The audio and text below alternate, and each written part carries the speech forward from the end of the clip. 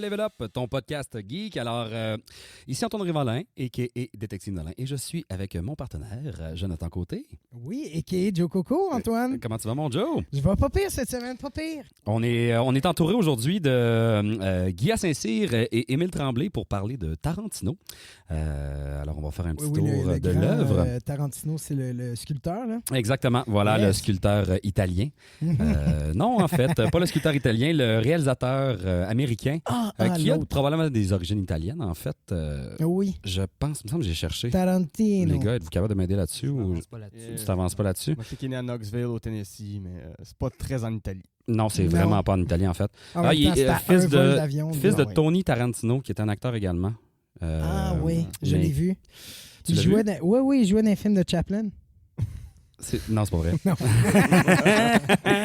Mais avant de plonger dans le vif du sujet, Joe, as-tu des trucs qui ont retenu ton attention dans le monde du geek depuis la semaine dernière? Cette semaine, écoute, je suis plongé dans Stranger Things 3. Ah oui, tu l'avais pas vu encore? Ben oui, mais j'en parle là. Ah, OK.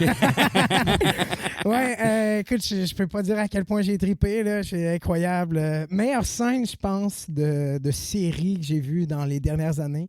C'est la scène La où toune? Dusty Bunn Ouais. chante avec sa Suzy Poo. Écoute, je suis allé revoir cette partie-là sur YouTube une douzaine de fois. Oui, puis c'est comme dans le pire moment de climax de genre. Ben, c'est ça ils qui se est font bon. courir C'est- après par. c'est exact. C'est-tu le Demogorgon ou c'est plus Ouais, ça? Là? non, c'est le Flay Le Minder. vomi Gorgon. Ouais, le l'espèce Flame Minder, de bouillie Ouais, ouais, mouvante. ouais. Mhm. Avez-vous regardé la série, vous autres, les gars? Oui. Oui, en Début à la entier. fin. J'ai adoré ça. La première seulement. Première J'ai saison. J'ai pas aimé ça, mais on me dit que les derniers épisodes de la troisième saison valaient la peine que je me tape la merde avant. Ouais. Ouais, ben moi, la 2, je l'ai vraiment pas trouvé le fun, honnêtement. Ouais, J'ai trouvé ben, ça moi, ce que vraiment j'ai aimé plate. de la saison 3, c'est qu'ils ont éliminé tout ce qui est. Tu sais, tout ce qui n'a pas marché dans la saison 2, ils s'en sont rendus compte, puis ont fait OK, ben, on mise rien là-dessus, on recommence en saison 3. Tu sais, moi, la petite dérape punk rock, là, qu'elle s'en va dans une espèce Emo. d'entrepôt. Ouais, Emo. emo, Ouais. dépressive, ça, c'était juste Ah, ouais. bizarre. Mais non, la 3, en fait, j'avais pas le goût de la regarder, pour être honnête. J'avais tellement pas aimé la 2 que j'étais comme, bon, ils m'étirent ça encore. Mais la 3, elle vaut la peine quand même. Ouais, j'ai franchement adoré. Tu t'attaches à tous les personnages. D'ailleurs, C'est bien écrit, bien construit. parlant de Tarantino, il y a c'est la première fois que je voyais la fille de Uma Thurman et Ethan Hawke. Ethan Hawke. Oui. Quand tu dis que tu as deux parents qui sont laids à chier. Ouais, mais c'est ça, elle était là-dedans. J'étais comme, ah, c'est qui? Puis j'ai fait, oh mon Dieu, OK, ses parents, c'est eux. Ouais. Puis elle a un petit rôle aussi dans le tout dernier Tarantino. Oui, Ouais. oui, Ouais, d'ailleurs, ouais. on en discutera plus tard. Moi, de mon côté, Joe, je suis allé à Oshiaga en fin de semaine. Oh! C'est pas à proprement parler geek, mais il y avait Childish Gambino, a.k.a. Daniel Glover. Ben, en fait, surtout Daniel Glover, a.k.a. Childish Gambino. A.k.a. le propriétaire du Millennium Falcon. Du Millennium Falcon, oui, depuis... Juste dire comme ça. là. voyons, c'est quoi le nom du personnage? J'ai oublié dans Star Wars. Lando. Je pense c'était Lando. Oui, c'est Lando, Ouais, c'est ça. Il joue Lando dans Mais je l'ai toujours Solo. appelé le propriétaire du... Mais en tout cas, le show était malade mental. C'était incroyable. Ce gars-là fait tout, ça n'a pas de sens. On Il se fait rappelle tout que de lui il y a la série sur FX. Ouais. Atlanta. Que c'est terminé, je pense. C'était seulement 2 saisons. Ça a été annoncé aujourd'hui qu'il y a une saison 3 en production et 4 OK, pour vrai. Ouais. Parce que j'avais vu sur MDB qu'il datait de 2018, fait comme Ouais. si c'était fini. Ah, ben Non, ça, c'est ben, génial. c'est ça. Il va avoir un espèce de petit waiting avant de la saison 3, mais en fait, il tourne les 2 saisons back-à-back. Donc, la saison 4, on n'aura pas à attendre pour. Elle va être déjà prête. Ah, mon Dieu, OK, ça va être malade. D'ailleurs, aussi dans Community. Ben, lui, il écrit. Il est dans Atlanta. Il écrit. Producteur. Il produit Atlanta ouais. aussi? Il a fait Childish Gambino, qui est comme tu sais, il est headliner à Oshiaga. Je sais pas si c'est quelque chose que ce gars-là fait mal. Elle fait du stand-up aussi. Il fait du stand-up aussi. Ouais, c'est vrai. ouais. Il danse comme un dieu. Ouais, ouais. Ah non, il fait tout. Ouais. Il doit bien avoir quelque chose qui Apparemment cloche, que son pain est pas très bon. Il fait très mauvais. très du mauvais pain. Mais bon, rendu là. Mais tu sais. bon. Non, il était malade. Tu sais, si t'as vu le clip de This is America, il y avait le même kit que dans This is America. Il y a cette espèce de manière de danser là avec les espèces d'épaules désarticulées. Il n'était pas décroché du personnage tout le long. Puis tu sais, des fois, les shows de festival, contrairement à des shows en colisée ou en salle de spectacle, les moyens techniques sont pas tout le temps là, mais là, il est arrivé avec son crane. Il montait sur ses feux d'artifice, son crane au milieu de la foule. Il a commencé le show en montant sur une espèce de plateforme. Il est retourné sur le stage, puis il y avait son équipe de caméras qui le suivait tout le long. Le festival n'avait pas le droit de prendre l'image de lui sur scène parce que c'était trop complexe, tout le setup technique. OK, fait qu'il y Fait que avait pour sa un show de propagande. festival, tu sais, quand tu vas dans les festivals, c'est souvent techniquement, le visuel n'est pas tout le temps malade. Mhm. Mais là, c'était incroyable. Il Ça valait était le dimanche. il était pas au festif de Baie-Saint-Paul. Oui, juste avant. Ouais, il s'est Ça, rodé à c'est- il s'est rodé à Baie-Saint-Paul. Il s'est trompé de sortir sur Il l'autoroute. était dans le finalement. coin. puis- Ah, je comprends ça. Fait que voilà, vous autres les gars, avez-vous du geek que vous avez fait durant votre été ou c'est pas votre giron? Ben, tu parles de Childish, Donald Glover. Je suis allé voir Le Roi Lion. Oui. Amèrement déçu. Amèrement Ah ouais? déçu. Ah ouais, ouais. On en a bien parlé nous autres la semaine passée. Ouais. Moi, il y a une affaire qui m'a fait accrocher dans ce film-là. Quand Simba et Nala chantent Can You Feel the Love Tonight? Ouais. L'amour brille sous les étoiles, c'est en plein jour. Ah, mais c'est vrai, il y a- tellement con. Puis la séquence se rend pas la nuit, me semble, si je me souviens bien. Non, pas en tout. Parce que tu peux la revoir sur YouTube. Puis non, c'est jour bout en bout. Mais ceci étant dit, Ouais. tu sais que les étoiles sont quand même là, même si c'est le Oui, jour. puis il y a hein. un soleil quand même. Je Mais veux juste... ouais. Mais c'est vrai que je trouvais que Mais je te les comprends. personnages n'avaient pas d'émotion. Ben, tu sais, les acteurs ont des émotions over the top, puis le rendu des animaux fait qu'ils n'ont pas d'émotion. Fait que c'est un peu dur à lire. Je trouvais ça bizarre Non, je peux comprendre. à prendre comme film. Mais cela dit, ouais, mon Dieu, quoi d'autre? Mais je pense que le Disney s'en va dans une lignée de films où on enlève tout le côté cartoon, justement. Ouais, parce que C'est Moulin même qui s'en Mulan, vient, il exact. enlève Mouchou. Ouais. C'est ça, Mouchou? Ouais, c'est le petit dragon, là, tu parles? Ouais, c'est ça. Ça Je doit pense être pas qu'ils vont Mouchou. abandonner la production quand même de dessins animés, mais ils ont l'air de vouloir adapter. C'est quoi, c'est 67 projets qui sont en cours avec le MCU et tabarouette. les remakes Disney pour Ouais, hein? les 8 prochaines années. Ouais. Ah oui, il y a une. C'est mais pas Disney exagéré. Disney C'est a pas tout, exagéré. là, on s'entend. Ah ouais. Avec l'achat de Fox puis l'achat de Marvel et de Lucas. Lucas, exact. Ouais. J'étais quand même content de suivre toute la présentation des films Marvel qui s'en venaient, tu sais, Thor, Love and Thunder. Juste le titre, il a l'air d'être en 16 bits. Je trouve ça magnifique. Le prochain Doctor Strange qui se voudrait Doctor un Strange, film d'horreur, en fait. Shang-Chi, moi j'aime Oh, beaucoup ouais, Shang-Chi, c'est un film Ouais. de Kung Fu, j'ai super hâte. Oui, le prochain Strange, il est dit comme étant vraiment un film d'horreur. Ouais. Wow. Très à voir, imbu, là. mais À voir, mais c'est vendu de même. Mhm. On verra. Toi, Émile, quelque chose qui... toi, t'es un gros geek de cinéma, en fait, on pourrait le dire comme ça. Oui, d'ailleurs, je ne l'ai pas présenté, les gars. Émile, réalisateur-monteur. Guilla, qui est... t'as travaillé en cinéma, t'as fait... ben, j'ai pas t'as travaillé fait en cinéma, l'UQAM. j'ai fait quelques courts-métrages ici et là, Mais qui là- sont rendus dans quelques festivals relativement anonymement, mais je suis plus auteur aujourd'hui. Principalement auteur Ouais. de l'école de l'humour. Fait Exact. que t'écris de l'humour, de la série, de la scène. J'écris pour les contrats qu'on me donne. Fait que- puis les contrats que je m'écris aussi. Fait que c'est pas toujours dans l'humour, tu sais, j'ai pas encore écrit du drame ou quoi que ce soit, mais ouais, ça va toujours être autour de quelque chose d'un peu ludique, on va le dire de cette manière-là. Puis toi, Émile, moi, je pense que t'es le gars que je Excusez, ça a été connais... réponse. Ben non, c'est Non, mais c'est voyons, il n'y a pas de bonne réponse. Ben, Est-ce je que tu dis- connais mal ta vie? Hey, ben, c'est pas ta vie, ça. C'est pas toi pantoute, ça, on a évité le mauvais gars. Émile, toi, t'es le gars que je pense que je connais qui regarde le plus de cinéma de tout mon entourage. Ben, T'en écoutes j'essaie combien de par année? suivre. Au moins j'essaie plus de 200 films par année. Je sais pas.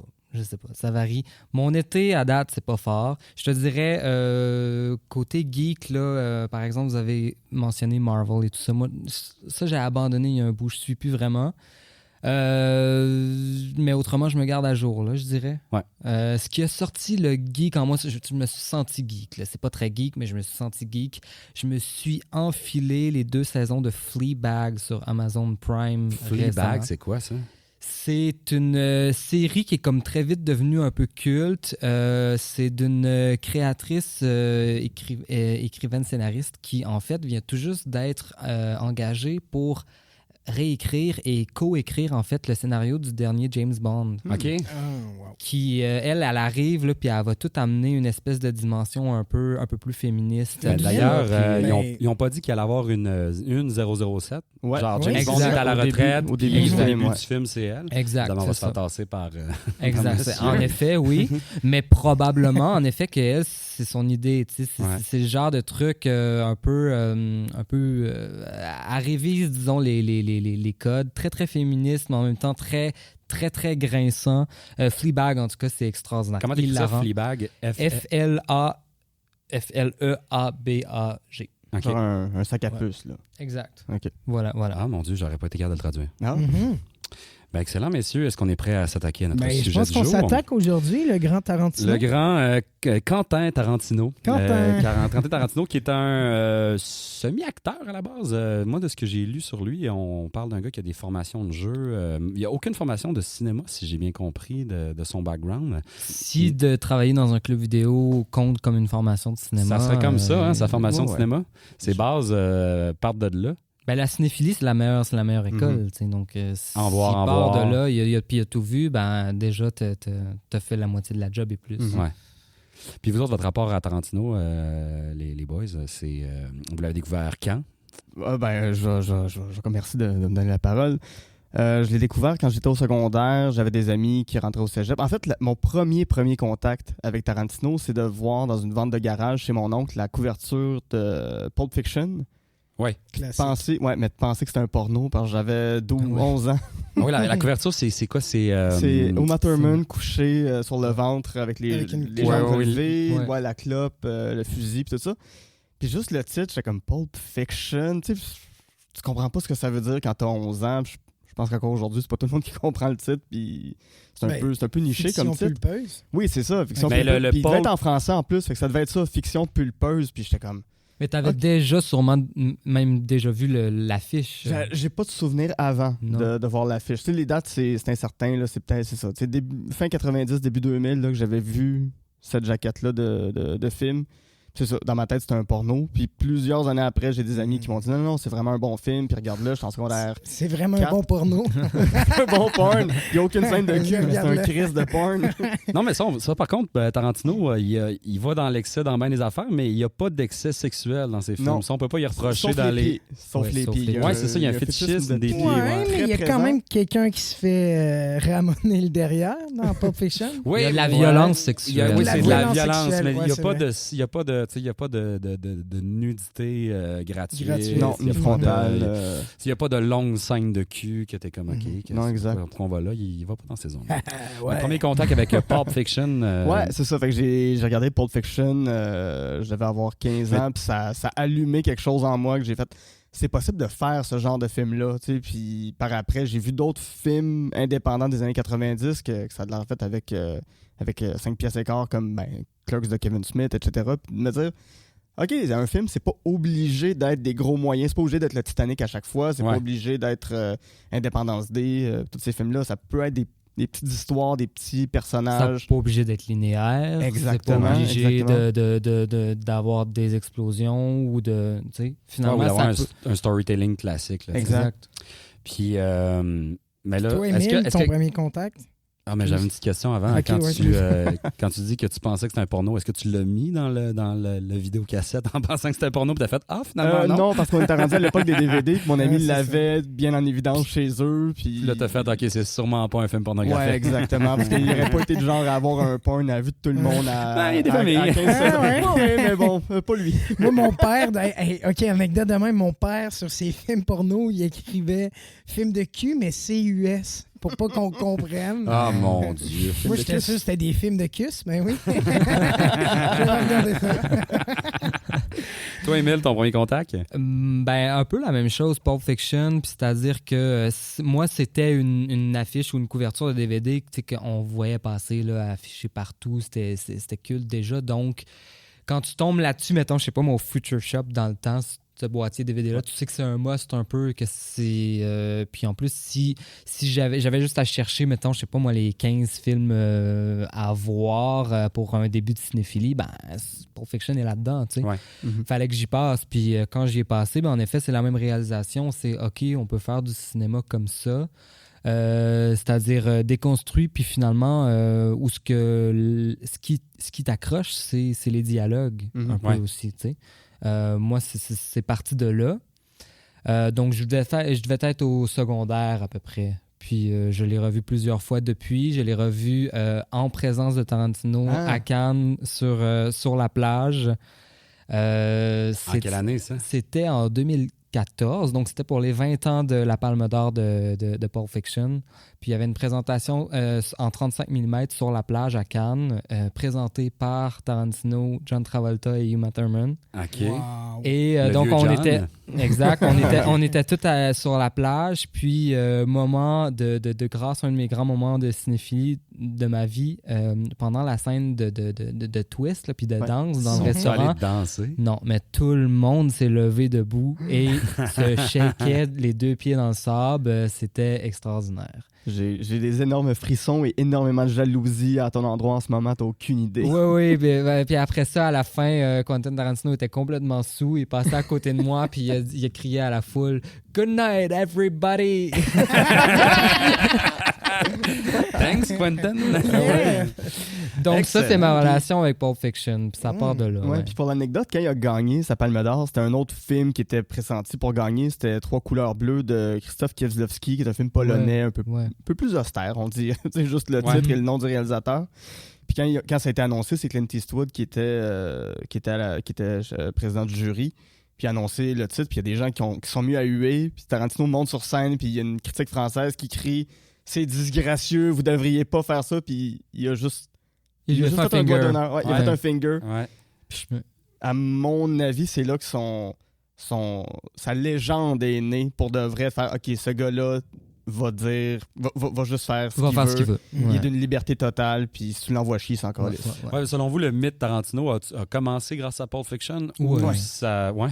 Ouais. Mais gagner une Palme d'Or avec un film aussi révérencieux, tu sais, les critiques de Radio-Canada à l'époque disaient « Ah, c'est un film ultra violent, puis c'est une coquille vide. Le scénario, elle n'a pas cherché quelque chose là-dedans. Il n'y a rien à reprendre là-dedans. » Tu te dis, 25 ans plus tard, Ouais, non, ils ont complètement tort. je l'ai réécouté, moi, ce week-end, puis c'est... il y a quand même une force dans les dialogues assez intéressante. Là. Mais Le- vas-y, excuse-moi. Vas-y. Non, mais en fait, je revoyais tout le speech de Samuel Jackson, de Petit Véreux à la fin, qui a son espèce d'intervention divine parce que le gars le tire, mais il tire tout autour de lui. Il vide son chargeur, mais il le touche pas. Fait que là, Samuel Jackson est comme convaincu que c'est un message de Dieu qu'il faut qu'il arrête. Puis là, ils se font voler à la fin par les 2 petits brillants, Tim Roth, puis... on sait quoi son nom, elle. Ouais. Patricia, non. Non, c'est c'était... Le nom m'en revient J'ai pas de souvenir d'elle dans d'autres affaires. Là. Mais là, c'est ça. Eux autres, ils sont là pour cambrioler le restaurant où Travolta et Vincent Vega et... Jules Vincent... Jules... Ouais, c'est Jules quelque chose. Je sais pas trop. Ouais. Mais c'est ça. Puis là, il y a tellement de speeches qui sont écœurants dans ce film-là. Là. C'est un peu bête, en fait, de réduire ça à une coquille vide sans histoire. Vraiment. Puis, pour son dernier film, sur Radio-Canada, ils ont ressorti la critique. Puis, en tous les commentaires, c'était voyons donc, à l'époque, ils pouvaient penser que ce film-là était vide de sens puis qu'il n'y avait rien à aller chercher là-dedans. Quand même, gagner une Palme d'Or, c'est pas rien. Là. Oui, puis aujourd'hui, de le revoir. revoir, si on le politise un peu, c'est un commentaire sur l'Amérique qui est encore très, très valable. Ah ouais, hein? Oui, puis je trouve qu'il y a beaucoup dans son cinéma il y a beaucoup de commentaires. Je trouve qu'en fait, sans dénoncer des traitements, on constate en fait beaucoup de racisme. La violence est beaucoup dans le racisme. Dans Handler's Bastard, il y a du racisme à côté. Ouais. Même chose c'est dans Pulp Fiction. Hateful Eight. Ouais. Ouais, toute la scène avec Bruce Dern puis Samuel Jackson. Bruce Dern joue un ancien vétéran de la guerre de sécession. Oui, exactement. Fait qu'il y a beaucoup de propos sur le racisme sans nécessairement être... C'est plus de montrer le racisme tel qu'il est dans son potentiel violent. Plutôt que dans... Comprenez-vous ce que je veux dire? Ouais. Je comprends ce que tu veux dire, mais j'aurais tendance à dire que dans les films de Tarantino qui sont actuels, qui se passent à notre époque, le racisme est un racisme qui est différent de notre racisme d'aujourd'hui. C'est-à-dire que, il faut que je rentre dans quelque chose de plus large pour parler de ça, mais il y a l'univers Tarantino. On parle beaucoup de tous les films de Tarantino appartiennent au même univers que lui-même a créé. Puis justement, quand dans son univers à lui, il retourne dans le passé, il revisite l'histoire, il la réécrit, il la venge. Et donc, c'est-à-dire, on a une émancipation raciale qui s'est passée autrement que dans la vraie histoire. Et j'ai l'impression que tout ça, ça a été un peu pensé en amont, c'est-à-dire que quand on regarde Jackie Brown, quand on regarde Pulp Fiction, en effet, les relations entre les Blancs et les Noirs ne sont pas totalement véridiques, en effet. Ouais. Puis, finalement, on regarde cette culture, cette société américaine-là qu'il a lui-même écrit. Puis, en effet, on dirait que les gens se promènent dans la rue puis criment. Ces Américains-là marchent dans la rue en étant le peuple qui a tué Adolf Hitler puis qui a gagné cette guerre-là, tu sais. Ouais. Étant un peuple dont les Noirs se sont émancipés beaucoup plus rapidement puis de façon beaucoup plus énoncée. Donc, allons voir avec ça Django Unchained, tu sais. Ouais. Puis là, on est dans la création d'un univers et donc je crois que c'est ça qui est geek En fait, avec Tarantino. cet univers, en fait, il y a 2 univers dans le monde de Tarantino. Tu as ce qu'il appelle le realer than real. Puis il y a Kill Bill. Puis le movie universe, qui est Kill Bill, puis From Dusk Till Dawn, puis même Natural Born Killers rentre là-dedans, Planète Terreur. Tu sais, c'est pas nécessairement des films à lui, mais des films faits en collaboration avec lui qui s'attribuent. En fait, pour faire la petite histoire, le Realer Than Real Universe, c'est notre univers, mais où les...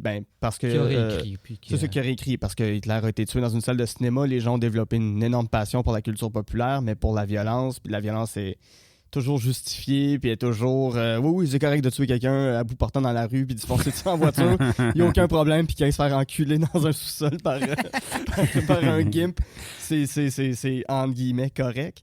Fait que ça, c'est son univers. Mais dans cet univers-là, il y a un autre univers qui est le movie universe, qui est Kill Bill. Fait que, mettons, Joel et Vincent, dans Pulp Fiction, peuvent aller voir Kill Bill au cinéma. C'est ce genre de film-là ultra violent qu'ils ont dans leur univers à eux. OK, fait qu'il y a... il y a comme c'est deux couches, deux niveaux. Puis quand tu regardes Pulp Fiction, Mia Wallace, au restaurant, dit qu'elle a fait un pilote pour une série qui s'appelle Fox Force 5. Ouais. Puis elle décrit les femmes avec qui elle aurait joué dans cette série-là. Cette série-là, c'est jamais faite, mais ce qu'elle décrit, c'est Kill Bill. Fait que là, ça amène la question, est-ce que c'est Mia Wallace qui joue The Bride puis Beatrix dans Kill Bill ou c'est Uma Thurman? Mais est-ce que c'est Uma Thurman qui joue Mia Wallace qui joue Kill Bill? Oh my God, OK. Il y a toutes ces couches-là. Oh my God, OK, je savais pas tout ça. C'est vraiment malade.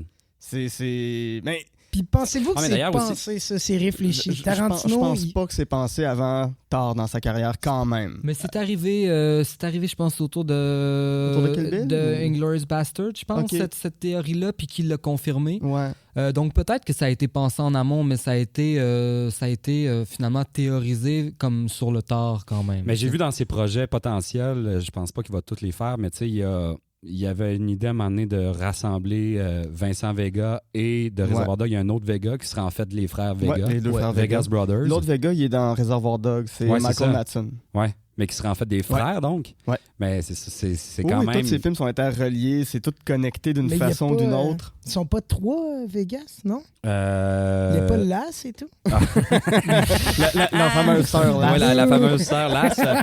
Ouais, mais elle a fait sa vie dans le désert du Nevada. Ben chill. Mais donc, par rapport à ces connexions-là, justement, là, il y a un film qui est en salle, tu sais. Puis donc, ça fait maintenant 2 semaines qu'il est en salle. Les articles puis les forums commencent à commenter. Les liens commencent à sortir, les gens les remarquent, puis ils sont partout dans le film aussi. C'est ça. C'est pas un spoiler parce qu'on le voit dans la bande-annonce, mais DiCaprio joue dans un film, dans le film. Je me rappelle plus du titre, mais tu le vois, lui, qui arrive dans une espèce de théâtre, les rideaux ouvrent, il y a un flamethrower, puis il fait juste brûler des nazis en criant « Die, you Nazi bastard » de la même façon qu'il meurt dans Inglourious Basterds. C'est comme, OK, non, tu fais pas juste une référence à toi-même, c'est une référence à ton univers. Fait que le Hollywood de son univers recrée la réalité d'Inglourious Basterds. Mais de la même façon qu'on le fait nous autres. T'sais. On a eu le film Valkyrie avec Tom Cruise, c'est pas tout à fait ce qui s'est passé, mais en même temps, c'est comme ça qu'on interprète notre deuxième guerre mondiale. Fait que c'est juste toujours transgresser une règle ou une fine ligne, puis dire, dans cet univers-là, ça s'est pu. Ouais. Voilà. Puis donc, la création d'un univers, c'est ça qui est geek un peu. Je veux dire, qu'est-ce que Star Wars a fait? C'est la création d'un univers, puis on y a adhéré, puis on veut suivre cet univers-là. Puis avant même, j'ai l'impression qu'on commence à le théoriser et à réaliser que c'était un univers comme bien étoffé, celui de Tarantino. On le sentait, tu sais, puis on on y adhérait, puis on voulait... Mais il y a quand même une continuité au niveau de l'ambiance de ces films, mine de rien. Tu sais. Même si il y a une continuité, il y a une évolution aussi qui est fascinante. Mais la connexion entre tous ces films, c'est dans sa démarche artistique ou c'est venu sur le tard, comme vous dites? Ce que j'ai compris. Dans le fond, ma question, c'est est-ce que c'est réfléchi depuis le début, depuis que c'est dit, OK, je vais faire des films? Ben, je pense pas qu'on peut le prouver, mais si on revisite ces films, ça se tient. Ouais, ça fait du sens. Lui, il va confirmer. Je veux dire, pourquoi il le ferait pas? Je pense que il a ça l'air part... d'un génie. Mais j'ai l'impression que ça part d'une joke avec lui-même, qui se dit « Ah, un tel va être le frère de l'autre. » Puis, tu sais, si les gens le remarquent, tant mieux. Mais si c'est ça, passe le dans le cinéma beurre. de Tarantino, c'est des jokes avec lui-même. Ouais. Il fait toujours son film pour lui, tu sais. Ouais. Je veux dire, c'est pas tout le monde là, qui a un fétichisme sur les pieds. Lui, il s'en calisse, là. Il va les mettre pareil, là, tu sais. Puis...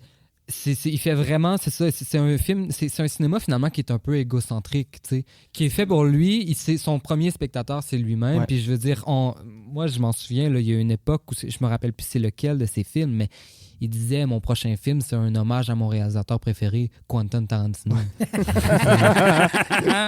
Mais il est mon très, chum, mais il est très diva, Tarantino, puis ça fait partie de son aura de personnage. Et tu sais. très immature, très enfantin. Mais c'est sa force et sa faiblesse dans une certaine mesure. Exact. Vraiment. Des moments où il n'arrive pas à gérer, que tu C'est fais ça. il est allé dans Parce sa que je me rappelle violente. quand il a commencé la production de Hateful Eight, il a écrit le scénario il a été coulé sur Internet, puis il a fait non, je le fais pas finalement, et vous n'aurez jamais mon 8e film, je vais sauter directement au 9e, puis mon grand 8e film, vous le verrez pas. Il a fait une lecture publique avec le scénario, il y a du monde qui a fait c'est bon finalement, fais-le, puis il a fait OK, bon, maintenant. Mais il l'a vous l'avez réécrit, non? demandé.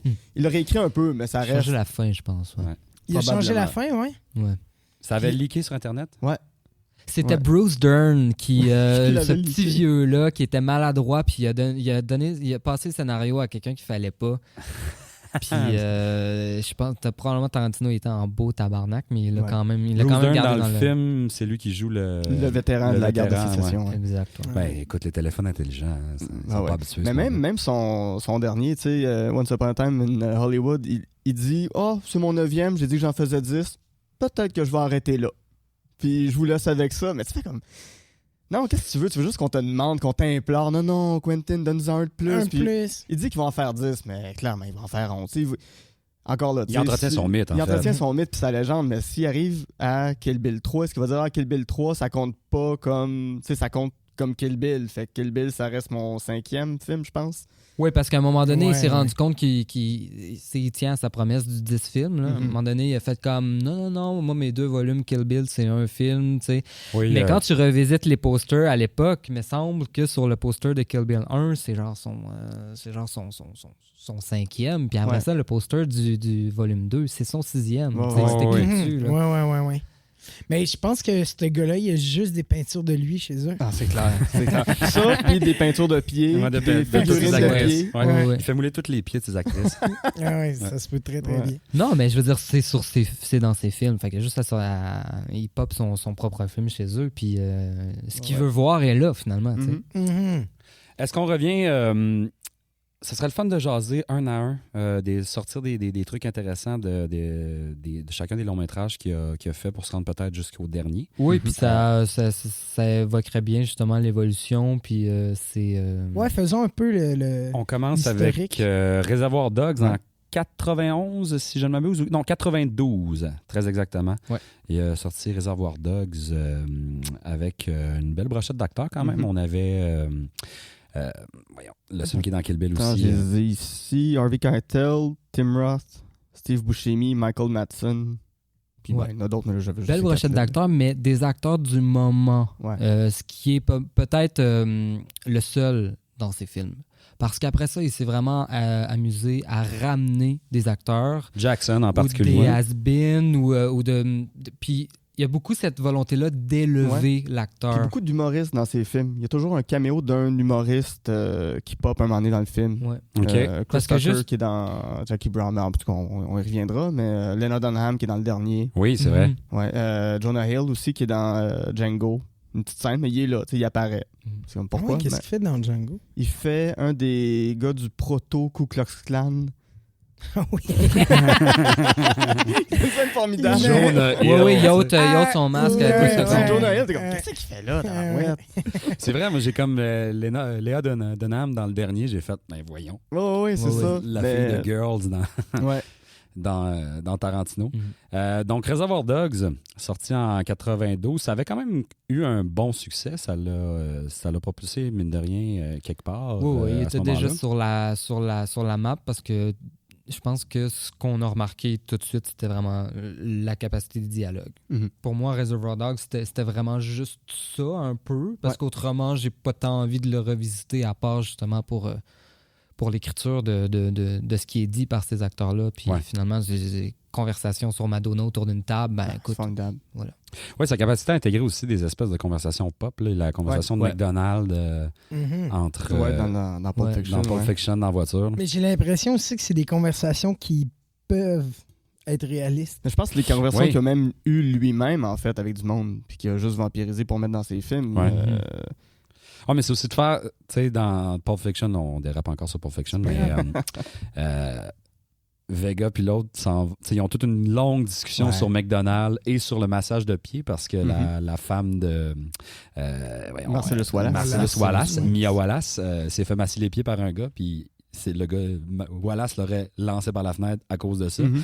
Fait que les deux ont une longue discussion sur c'est-tu trompé de se faire Ouais. masser les La pieds. signification de masser des pieds. Ouais. Mais là, ils s'en vont, eux autres, assassiner un gars pour voler la mallette qu'on voit durant tout le film. Mais là, ils sont devant la porte, ils font, il est quelle heure, 7h22, c'est pas tout de suite. Fait qu'ils vont juste marcher un petit peu plus loin, discuter encore de pied pendant 3 minutes. Ils reviennent à la porte, tout ça dans un Ouais. long plan séquence, pour finalement rentrer puis aller faire leur job. Mais tu sais, Ouais. tu fais, OK, ils partent d'une discussion de pied, d'une baleinineté sans nom, pour après ça aller gonner un gars dans son, Ouais. dans son Oui. 3,5. Mais si on revient à cette scène-là, puis moi, la phrase que j'adore de toute cette scène-là, c'est quand ils sont devant la porte, puis ils disent « Let's get in character ». Puis c'est ça, tout le cinéma de Tarantino. Ouais. Mettons-nous dans la peau du personnage. Puis si on revient à Reservoir Dogs, ça reste un gars qui infiltre une bande de voyous. Ouais. Mais c'est un acteur, c'est un policier, mais il devient une forme d'acteur. Il interprète ce que c'est selon lui un gangster, puis il fait des répétitions, puis il apprend des textes carrément. Puis Tarantino, c'est ça du début à la fin. C'est juste des gens qui jouent le rôle de quelqu'un qui aimerait être. OK. Mais ouais, Reservoir Dogs, je le trouve vraiment le fun, mais c'est ça, tu sais, c'est un très très bon premier film, c'est un grand premier film, mais c'est sûr qu'il y a passé la scène de couper l'oreille, il y a d'autres bonnes scènes, mais ça, la scène de Madonna, mais je pense que c'est 3-4 scènes vraiment iconiques, puis pour moi, ce film-là, c'est les dialogues et l'hyper-violence de Tarantino. Qui arrête son style dès le premier film, en fait. Mhm. Ben, qui arrête son style, qui pose son style Ouais. de...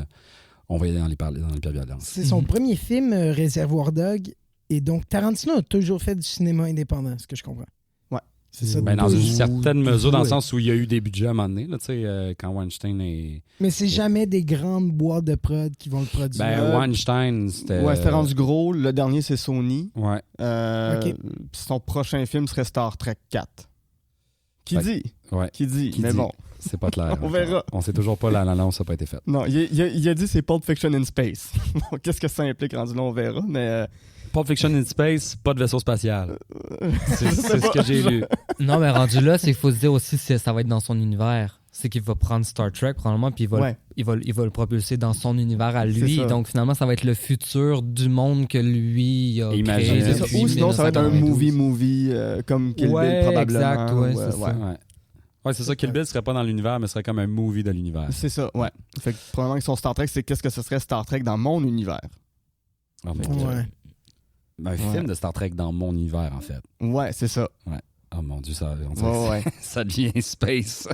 Ben, Puis, Dis pas ça, il nous écoute peut-être. ben, il moi, écoute tout, hein. Ouais, il est branché bien. il est branché ben raide. En fait, il y a comme un petit moniteur chez eux. Dès que son nom est dit, ça pop. Ouais, ouais. Ouais, Si tu dis Tarantino 3 fois dans un miroir, il apparaît après le premier Tarantino.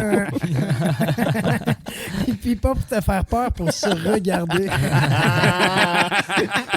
Je suis beau. Ah, je suis beau, bye la gang. Ah, So très beau good. pied en passant. Deuxième film. Pulp Fiction, Pulp 83.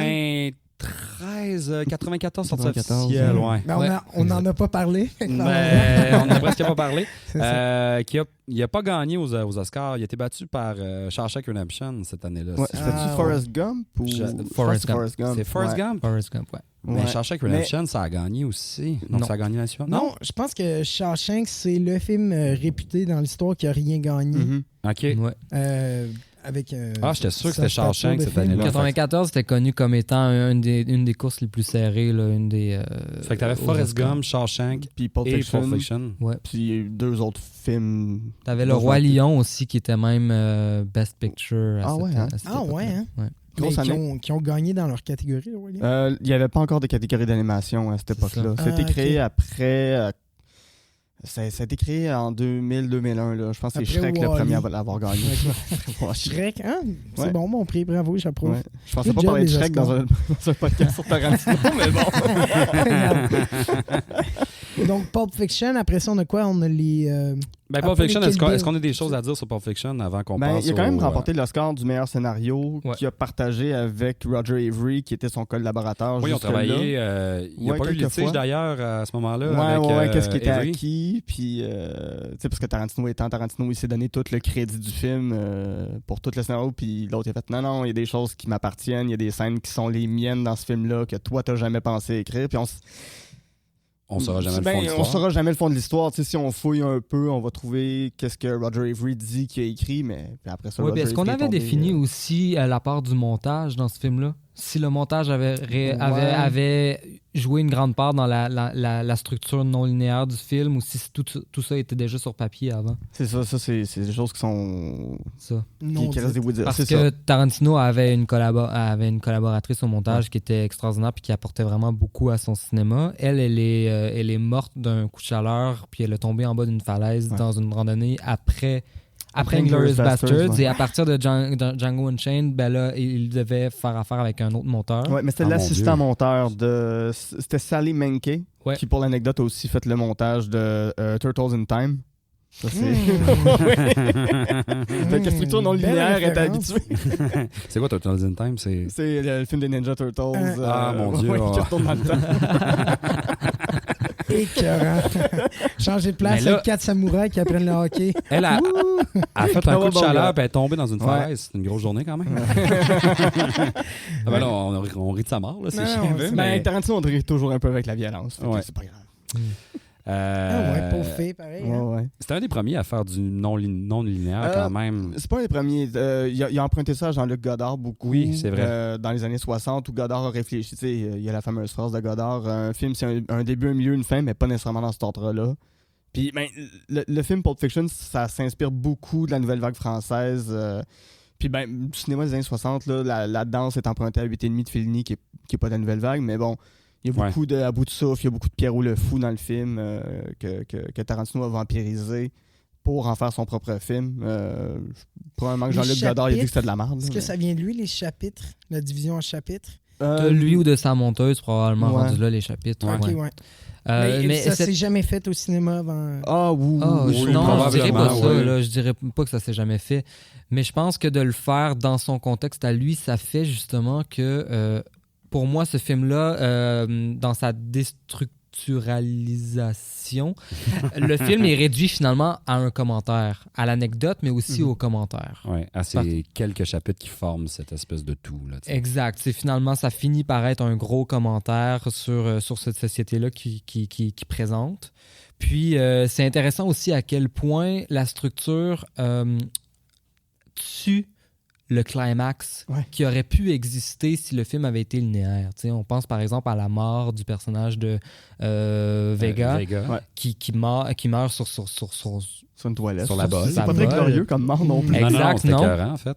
Mais c'est une mort finalement qui est super anti-climax parce qu'on a fini par déstructurer le film puis le Oui, puis sectionner comme le ça. film se finit avec lui, en fait. La finale du film, c'est Bruce Willis, Butch, qui part en moto avec sa blonde au loin. Ça, Non, c'est la dernière. C'est pas le diner. Non, il sort du c'est diner. Mais la vraie finale du film, Ouais, dans ouais. l'ordre Ah, linéaire, linéaire, Ouais, c'est ouais. oui, c'est c'est Butch qui part vers le avec, soleil avec sa blonde. avec, comme un cowboy. Charlene, c'est ça? Ouais, c'est la petite blonde française. Là. Oui, c'est Charlene, je sais plus. Charlene, je pense. Moi, il me semble que c'est ça. Charlene. Ben, on pourrait y revenir pour les autres films aussi, mais oui, donc ce désir-là de jouer avec l'idée de la tension puis le climax, parce qu'il s'amuse vraiment beaucoup à nous tenir comme en haleine, puis finalement à retarder le climax ou à ce qu'il vienne plus tôt, ou finalement ce qu'il s'amuse à faire dans son dernier film où il n'y en a pas de climax. Tu sais. Non, c'est ça. Il y a plein de moments où tu es comme ça y est, c'est là, finalement, ça arrive à la fin. On en parlera plus tard, par contre. Excellent. Prochain, on n'a pas beaucoup parlé. C'est d'ailleurs probablement celui dont on parle le moins souvent, mais Jackie Brown, en 97, avec l'actrice que je n'ai vue que dans ça. Ouais, Pam Grier, elle avait fait Foxy Brown dans les années 70, une actrice de Blaxploitation. Puis ça, c'est son hommage au Blaxploitation. Blaxploitation étant? Blaxploitation, c'est du cinéma de série B des années 70. T'avais des films comme Shaft, Sweet Badass Song, choses comme ça. J'ai pas le titre devant moi. C'était des films qui mettaient les Afro-Américains dans des rôles plus glorieux ou qui leur donnaient une place de héros ou d'anti-héros qui sont les héros quand même. Fait que, OK. oui, t'as le stéréotype puis le trope du pimp qui revenait souvent, tout ça, mais qui était beaucoup dans des films blancs, de réalisateurs blancs. Mais là, t'en avais qui étaient des détectives, des policiers, t'en avais qui menaient l'enquête. Puis c'était, tu sais, c'est tout dans la mouvance de se réapproprier ses droits, des droits civiques, tout ça. Fait que, oui, c'est du cinéma avec pas de budget parce que les producteurs voulaient pas donner des budgets à des réalisateurs noirs. C'était quelque chose de... Il y avait une fierté chez les Afro-Américains d'avoir ce genre de film-là pour eux à cette époque-là. Mais c'est c'était présenté dans des du petits Black cinémas. Panther. Le film de Black Panther, mais c'est à la suite de Black Panther quand même. Mais Jackie Brown, c'est ça, donc c'est l'appropriation de vieux genres de cinéma. Je pense que là, c'est vraiment là que ça a commencé. Jackie Brown, bizarrement aussi, c'est un de ses plus touchants. C'est un de ceux dans lequel il prend vraiment juste le temps de se poser, puis la romance. Le rythme n'est pas le même. Ouais. L'espèce de romance entre Jackie Brown et le détective. Ouais, ben détective, celui qui amène du monde en prison puis qui en sort. Là, comment on appelle ça? Un fixeur. Un fixeur. Je sais pas, je pense. Cette espèce de vieux monsieur, tu vois qu'il y a comme une espèce de romance. Oui, puis c'est touchant, puis c'est il y a une doux tendresse, dans un en fait. sens. Ouais, il y a une Exact. douceur, une tendresse qui n'est pas nécessairement présente c'est son dans seul, je pense. C'est vraiment son seul où ce qui se permet ça. Puis il y a beaucoup de gens qui disent que c'est son préféré. C'est leur préféré.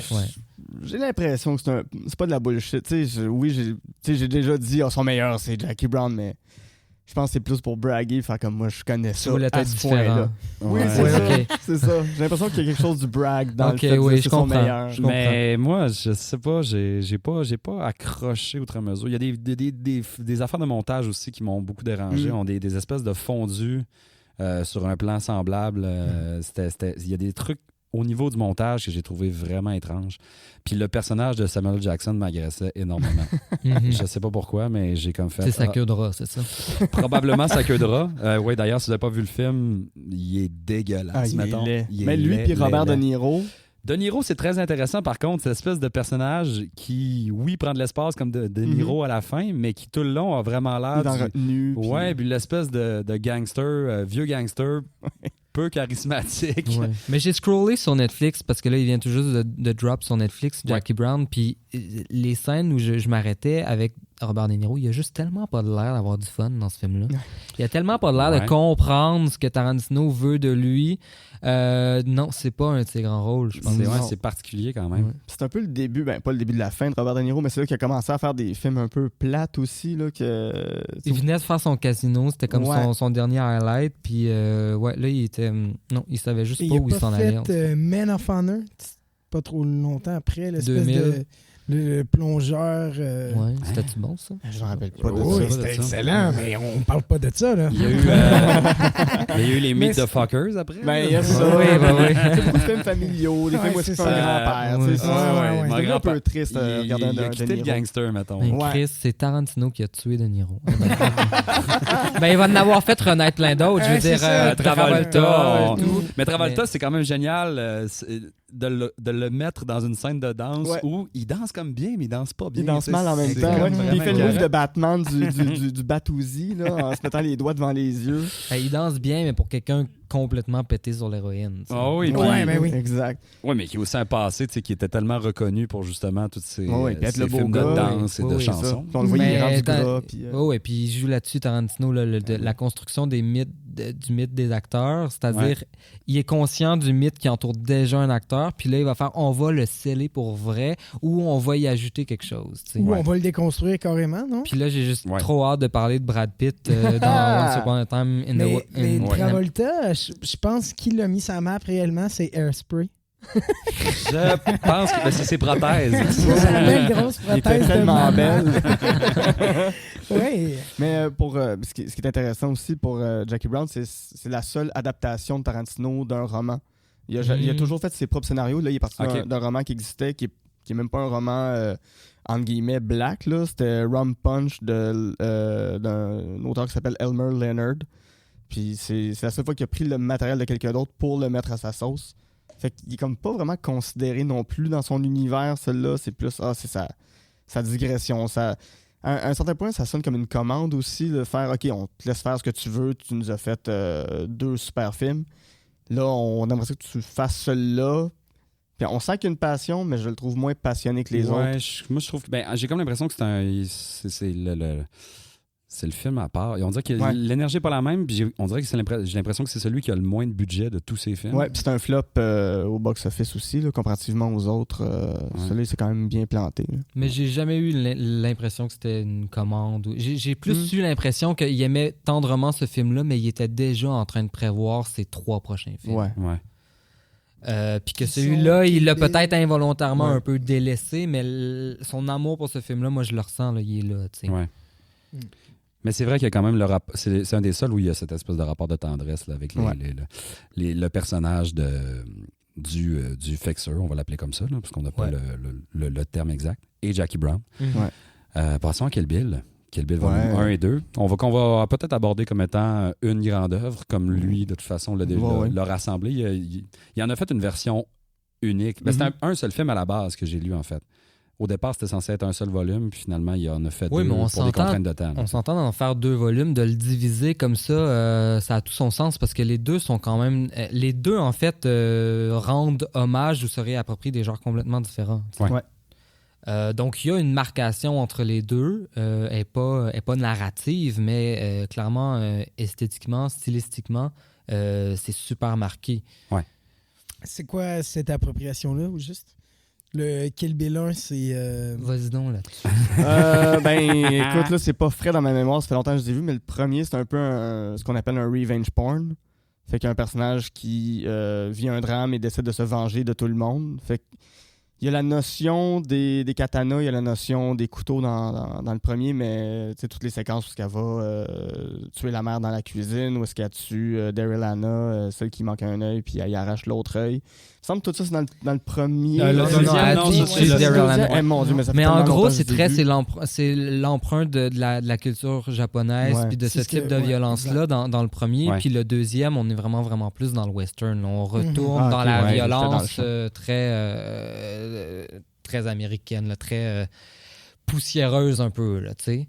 Tandis qu'on est très dans le slick, là, justement dans son habit jaune et tout, là. Puis après ça, on retourne dans le désert pour le deuxième. Aussi. Exact. Oui, puis j'avoue. L'immense scène de combat à la fin du 1 où elle va tuer 80... les Crazy 88. Les Crazy 88. Exact. Mais au final, ça reste ultra esthétique, même si c'est une mare de sang. Cette scène-là est en noir et blanc. Parce que la censure américaine a dit ça c'est trop sanglant, il y a trop d'hémoglobine, tu peux pas mettre ça en couleur. Tu peux pas mettre cette scène-là à l'écran. Puis il a fait mais il y a trop de sang, c'est pas trop rouge. Ouais, je vais en mettre en noir et blanc. Puis au Japon, cette scène-là a été sortie en couleur. Je sais pas si elle doit se retrouver sur YouTube en couleur. Sur Netflix, elle est en noir et blanc encore. Ouais, c'est ça. Mais la version que nous, on a ici, c'est en noir et blanc parce que la censure voulait pas. Mais en même temps, ça l'esthétise d'une belle façon aussi. Oui. Puis Kill Bill, c'est tout ça. Là. C'est vraiment là, il tout ce qu'il a envie de faire de façon esthétique, il le met dans ce film-là. Ouais. T'sais. Après ça, il va les ramener dans ses prochains, mais de façon plus éparpillée. Là, c'est condensé. Là, je veux dire, c'est à toutes les 2 C'est son plus secondes. gros Il va te trip, faire là. un split screen ou un... où il se lâche là. On est dans le too much, mais vraiment comme de la première à la dernière seconde. Ouais. T'sais. Et totalement assumé aussi. Totalement assumé. Un oui. too much comme. Ah non, oui. mais c'est ultra assumé, là, du début à la fin, les espèces de oui, oui. Quand elle ouais, décide ouais. qu'elle va tuer quelqu'un, Ouais, elle ouais. décide assez depuis le début. Là. Mhm. Mais une histoire quand même relativement intéressante aussi, décrit par certaines comme étant le meilleur revenge movie de toute l'histoire. Ouais. Mais ce qui est intéressant dans cette notion-là de la revanche, c'est que finalement, vraiment à partir de Kill Bill, tout le cinéma de Tarantino est un cinéma de revanche. T'sais. Ouais. Parce qu'après ça, justement, ben, t'as une trame narrative de revanche dans pas mal tous ces films après. Oui, en fait, dans tous ces films après. Puis vraiment, ça prend une part énorme. Mais c'est aussi dans ce geste-là qui emprunte par la suite de réécrire l'histoire, de réécrire une histoire qu'on connaît, puis de la réécrire volontairement, puis de façon très in your face. C'est finalement un acte de revanche. Ouais. Tu sais. C'est de venger l'histoire, de venger un certain peuple et tout ça. Puis pour moi, finalement, quand tu regardes l'ensemble de la filmographie de Tarantino, puis ce qui la marque le plus, c'est un peu l'idée de revanche, pour vrai. Mais c'est Pulp Fiction qui l'a mis ça à map, mais j'ai comme l'impression que c'est Kill Bill qui a scellé le mythe autour de Tarantino, qui en a fait une espèce de superstar. Mais je pense que du pour cinéma notre d'auteur. génération, c'est là qu'on a fait « Ah, OK, ce gars-là existe ». Puis moi, je me rappelle, mes cousins, c'était énorme. Tu sais, c'était « Ah, Kill Bill, on va le regarder ». Puis on le regardait encore et encore et encore. Puis je connaissais pas encore non plus ce cinéma-là. Mais je me rappelle, c'était un phénomène quand c'est sorti. Je pense que ça a ouvert beaucoup de gens au cinéma de kung-fu, au cinéma japonais, au manga, aussi, à l'animé. Parce que il y a une séquence animée. Oui, la séquence animée était Ce serait extraordinaire. insupportable si elle était en vraie personne, en fait. Là. Oui. En live action, ça serait horrible à regarder. Oui, parce que c'est un enfant. Oui. Puis c'est ça qui est beau de cette scène-là, c'est justement il peut se le permettre de le faire en animé. Puis il l'a fait une fois, mais ça m'a donné le goût d'en regarder de l'animé qui était pas du Dragon Ball, puis qui était pas qui était pas ce qu'on observait à la télé, Maya l'abeille, etc. Pokémon. Pokémon, Ben, voilà. c'est ça, mais du beau animé bien fait, là. Ben, c'est vrai que donc Kill Bill nous a introduit à Tarantino notre génération, parce que moi, mon père connaissait bien Pulp Fiction, puis il m'en parlait, puis donc on partageait Pulp Fiction quand je l'ai vu et tout. Ouais. Mais quand Kill Bill est sorti, lui, il comprenait pas. Là, Tarantino avait pris une direction que beaucoup de gens de sa génération ont fait « Hein, on suit plus, là, on comprend pas ». Tandis que nous, on était prêts à le suivre, je pense, un peu plus encore. T'sais. J'avoue que c'est quand même un clash pour quelqu'un qui le suit depuis le début de tomber dans cette espèce de buzz où il s'en va à gauche, à droite, cette espèce de film de vengeance semi-western, mais surtout nippon. La quête du katana, tout aussi l'espèce d'éducation avec ce violent maître, je ne vais pas dire Shaolin, là, je sais pas trop en fait le nom Non, exact. c'est pas au Shaolin, non. Non, je pense pas. Parce que les autres, ils jouent au soccer. Shaolin Soccer, c'est vrai, mon Dieu. Hey, ça c'est vieux mon homme. Mais c'est excellent. C'est très très bon Shaolin Soccer. C'est très bon. Mais j'avoue que tu sais, même s'il y a des films après que je préfère personnellement de Tarantino dans ceux qui ont suivi, le buzz est pas aussi fort pour moi que Kill Bill a pu l'être au tournant des années 2000, au début des années 2000 en fait.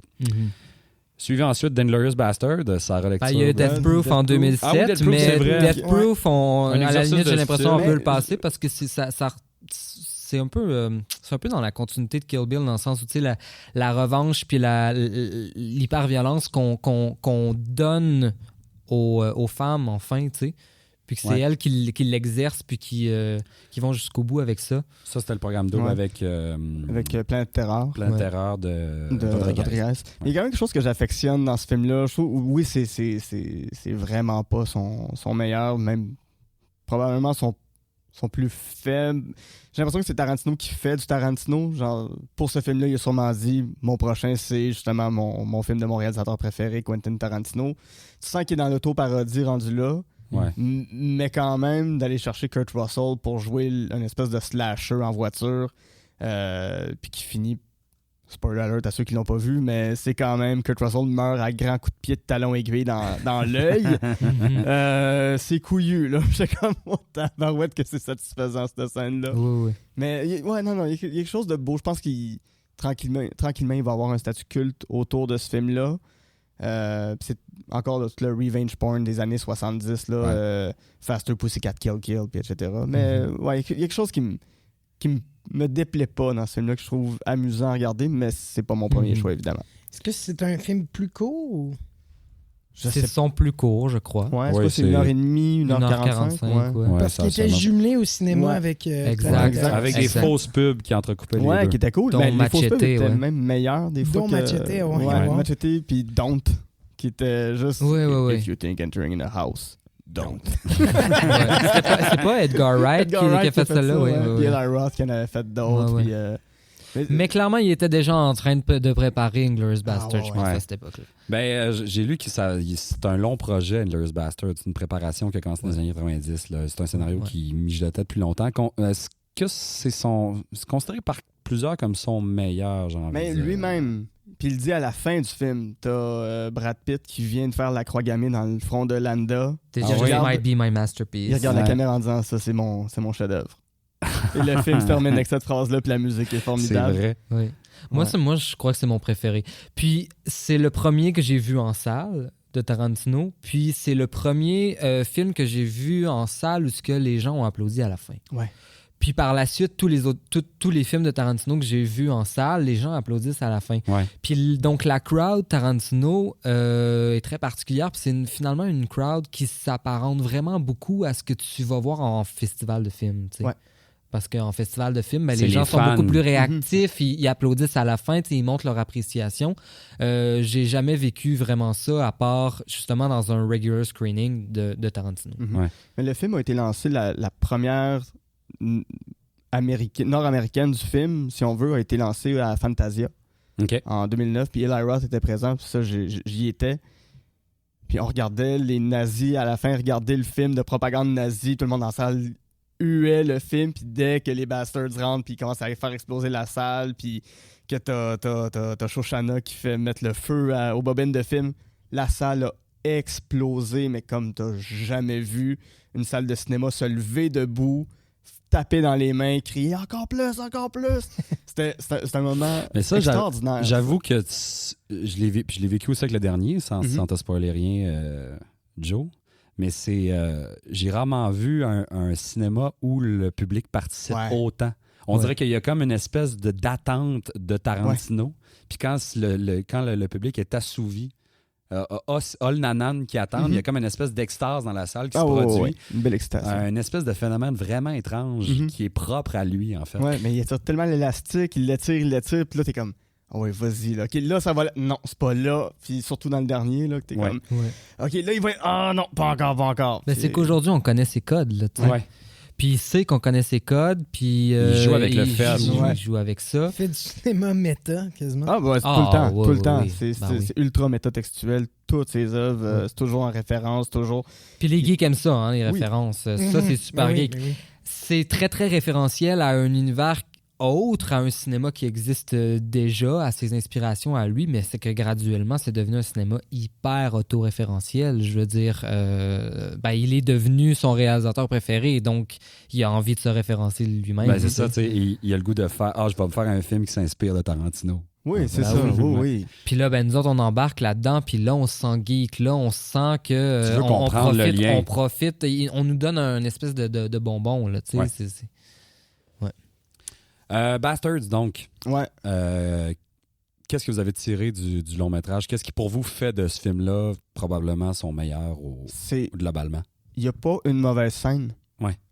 Chaque scène, de la première à la dernière, c'est un party à chaque fois, puis chaque scène est bien conclue. Tu sais, la scène la plus faible, c'est peut-être celle avec, l'acteur canadien qui faisait Wayne's World. Oui. En fait, quand il explique à Fassbender le plan pour rencontrer l'actrice allemande. C'est ça. C'est peut-être la scène longuette qui était comme aboutie. Mais c'est peut-être juste un souffle au centre, mais toute la scène de Landa qui parle avec Perrier Lapadite dans sa maison, puis tu le sais que les Juifs sont cachés dans le plancher, puis là, il te l'étire. Mais d'ailleurs, sa performance à lui est hallucinante. Puis elle apporte énormément au statut légendaire du film. Là. Oui, puis on voit pas venir son twist à la fin où il revient complètement sur un dissous, puis là, c'est lui qui est le grand traître finalement d'Hitler, là, je veux dire, qui lui-même pose le paquet de dynamite sous la chaise d'Hitler dans le cinéma. Non, moi, sa performance, je l'ai revue hier pour aujourd'hui. Puis il joue en 3 langues aussi d'ailleurs. Une scène en italien, une scène en allemand, scène en français, anglais. 4 langues, oui. Italien, français, allemand et anglais. Ouais. Mais il y a encore cette volonté-là de rendre accessible un cinéma qui est plus international, justement, dans l'utilisation des langues. Le setting en Europe, les références à du cinéma qui n'est pas américain. Cinéma italien, beaucoup. Exact. Puis pour moi, ce film-là, vraiment, c'est que, bon, c'est un de ces premiers qui parle volontairement du cinéma, là, qui devient, par la suite, il va presque que faire ça, là, vraiment des espèces de lettres d'amour au cinéma. Mais c'est que, à partir de là, ça devient un cinéma qui nous montre ce qui était, mais ce qui aurait pu être aussi. C'est-à-dire faire plus de l'auteur comme... Non, c'est-à-dire en réécrivant l'histoire, puis en jouant avec le temps, la temporalité, mais aussi les événements historiques comme ça. C'est vraiment de nous montrer ce qui pourrait être et ce qui aurait pu être. Puis pour moi, ça, c'est extrêmement cinématographique. Mm-hmm. C'est un peu comme, pour moi, La La Land est vraiment devenu une lettre d'amour au cinéma quand, à la fin, le film nous montre ce qui aurait pu être entre ces deux personnages-là s'ils étaient restés ensemble. Ouais, pour moi, ça, c'est très cinématographique. Puis là, Tarantino a commencé à le faire dans ce film-là. Okay. Puis, le truc, je crois, c'est que ce qu'on pourrait peut-être lui reprocher, c'est que il utilise rarement ce don-là puis cette méthode-là pour nous montrer ce qui pourrait être, dans le sens où amener des solutions à la table, mettons. Genre. Je trouve qu'il n'est pas bien bon là-dedans, mais quand même, il y a quelque chose d'extrêmement jouissif à juste finalement s'amuser puis à nous montrer ce qui aurait pu être. Ben, c'est une revanche, en fait. Il reprend des affaires, il crée une revanche. Il ne va pas nous faire voici la réalité alternative adéquate. C'est plutôt voici la réalité vengée de manière violente. Oui, c'est qu'on aurait aimé. C'est ça. Puis encore là, tu sais, quand il écrivait le scénario d'Inglourious Bastard, il se disait bon, qu'est-ce que je fais avec Hitler? Je l'ai mis dans la salle. Qu'est-ce que je fais? Est-ce que je le fais sortir par la porte en arrière? C'est un peu la méthode qu'on voit, puis il s'est dit, je vais le tuer. Je vais le faire. Je vais le tuer. Non, mais... mais non seulement il tue, mais il détruit sa tête à mitraillette. Tant qu'à le tuer. Puis, je veux dire, pour tout le monde dans le public, Hitler, c'est le méchant suprême de l'histoire du 20e siècle. Puis encore aujourd'hui, on n'a pas encore trouvé un autre méchant réel qui topait ça. Fait que de le voir se faire défoncer le visage à coups de balles. Oui, puis la scène est terrifiante au final. Moi, hier, avec un peu de recul, j'ai fait, mais mon Dieu, cette espèce de feu avec la projection dans la fumée, qu'on voit le visage de Shoshana qui apparaît. C'est un peu le Wizard of Oz aussi, là, son visage dans la fumée. C'est tellement terrifiant. Ouais. La foule qui crie, qui se fait mitrailler. J'ai fait, mon Dieu, reverse. Dis-toi pas, c'est les méchants en bas, les bons en haut. Cette scène est horrible. Ouais. C'est un cauchemar. C'est un cauchemar.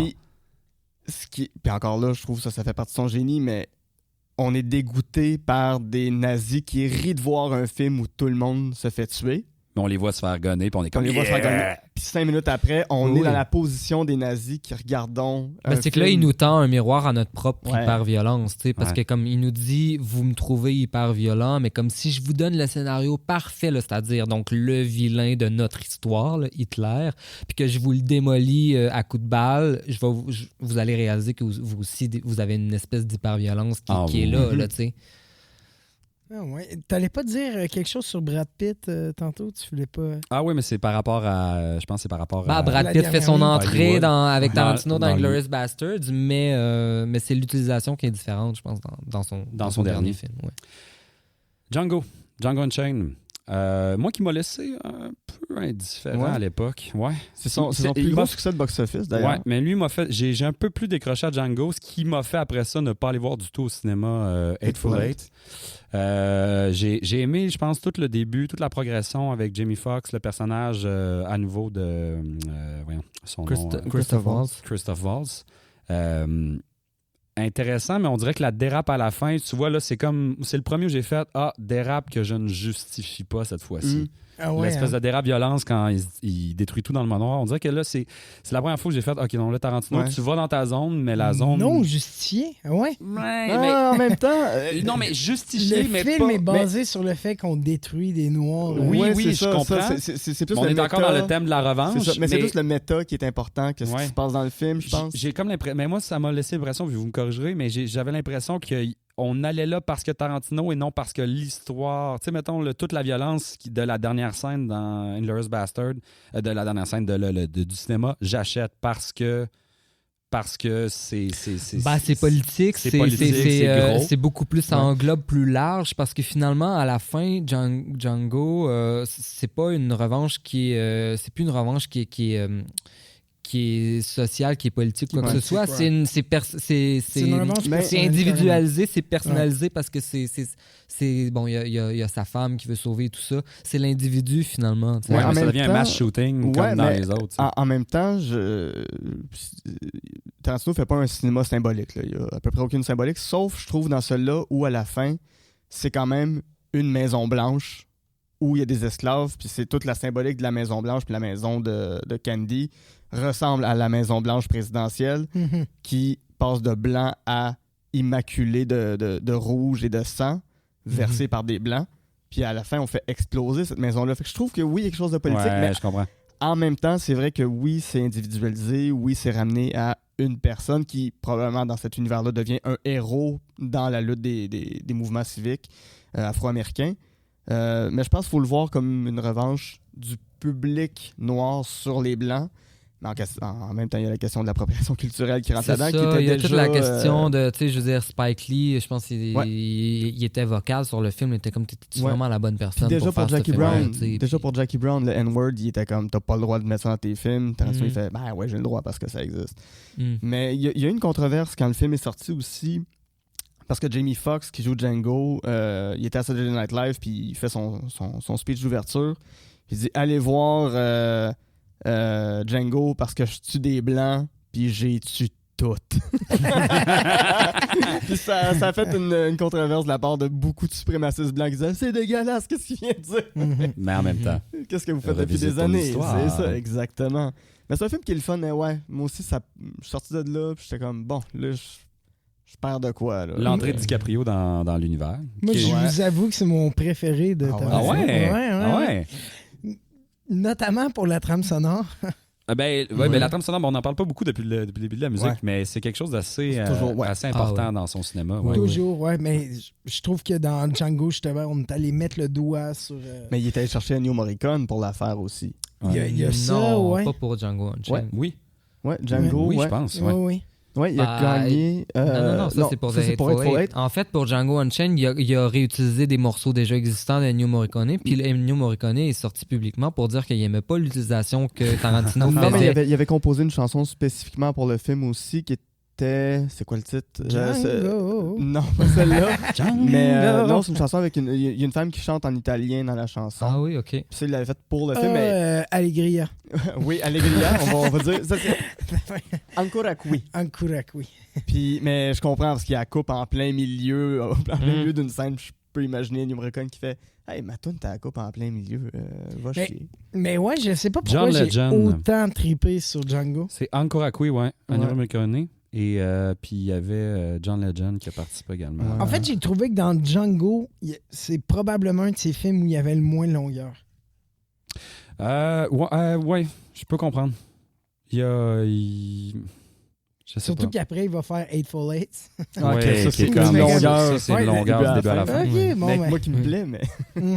Moi, c'était Léo, vraiment, à cette époque-là, parce que j'étais un grand fan. De méchant, Léo aussi, d'ailleurs. Si on veut, dans le sens où j'étais un grand fan, mais j'étais comme, il faut que tu te revisites. Il faut que ça change un peu. Ça bouge, Et c'est venu à point. C'est venu au bon moment. Puis... D'ailleurs, pour la petite histoire, la scène où il se coupe la main, c'est pas c'est pas prévu de même. C'est carrément un accident qui est arrivé, puis il a pas coupé, puis ils ont continué, puis c'est juste essuyé sa coupure à la main. Puis il met pas son sang dans la face. Oui, exact.